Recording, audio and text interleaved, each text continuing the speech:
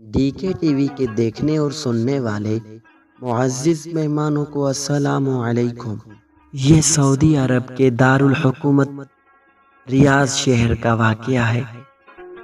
ایک نیک خاتون رمضان المبارک کے مہینے میں ہر روز افطار سے پہلے تمام بچوں کو اکٹھا کرتی اور ان سے کہتی کہ جو کچھ میں کہوں اور کروں تم بھی وہی کہنا اور کرنا۔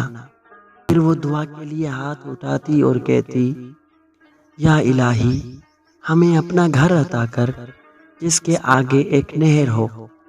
تمام بچے بھی ہاتھ اٹھاتے اور کہتے، یا الہی ہمیں اپنا گھر عطا کر جس کے آگے ایک نہر ہو۔ اس خاتون کا شوہر ہنستا اور کہتا، اپنے گھر کی بات تو سمجھ آتی ہے لیکن یہ گھر کے آگے نہر ہونے کا کیا مطلب؟ اس صحرائی علاقے میں نہر کہاں سے آئے گی؟ بیوی اسے جواباً کہتی، آپ کو اس سے کیا غرض؟ یہ ہمارا اور اللہ تعالیٰ کا معاملہ ہے، آپ بیچ میں مت آئیے۔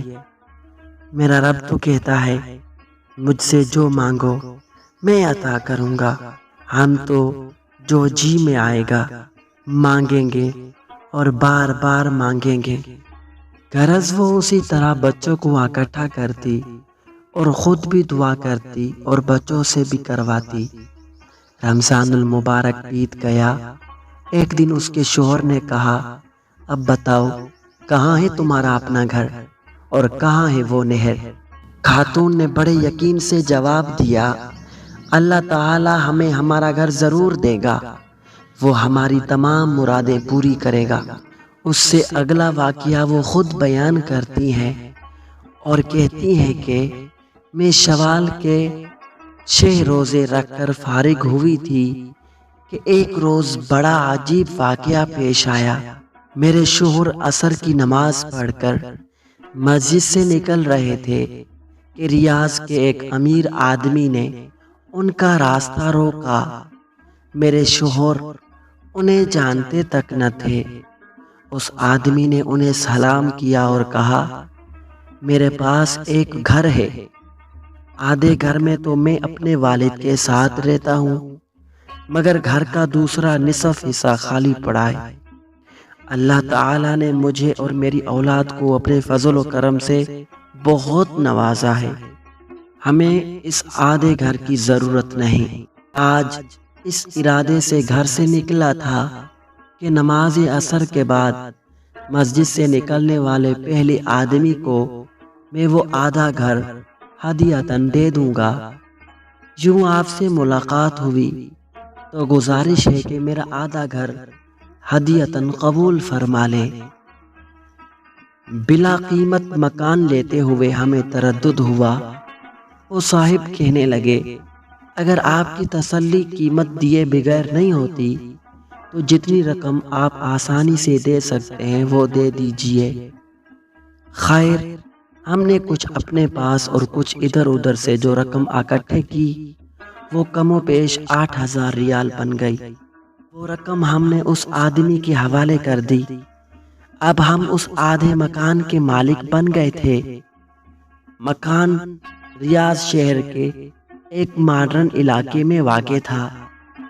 سچ ہے کہ جو انسان سچے دل سے اللہ تعالیٰ کو پکارتا ہے اللہ تعالیٰ بھی اس کی ضرور مدد کرتا ہے اور سنتا ہے۔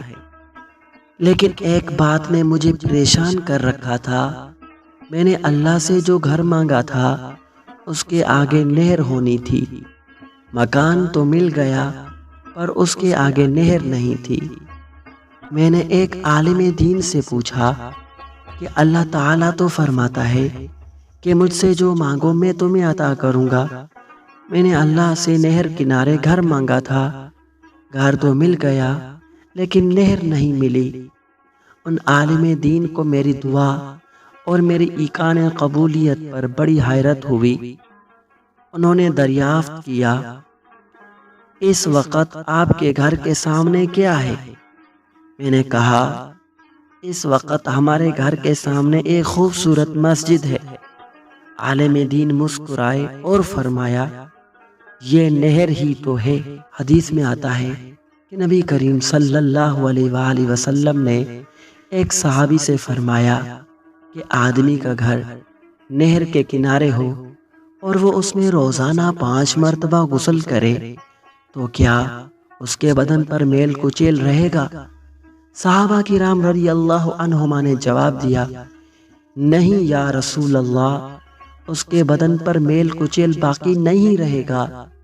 فرمایا یہی حال 5 نمازوں کا ہے، ان کے ذریعے اللہ تعالی گناہوں کو مٹا ڈالتا ہے۔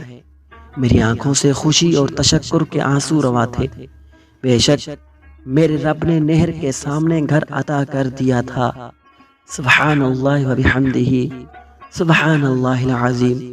تو دوستو آج کی یہ کہانی آپ کو کیسی لگی؟ کمنٹ سیکشن میں اپنی رائے کا اظہار ضرور کیجئے گا، اس سے ہماری حوصلہ افزائی ہوتی ہے۔ انشاءاللہ پھر ملیں گے کسی اور کہانی کے ساتھ، تب تک کے لیے اللہ حافظ۔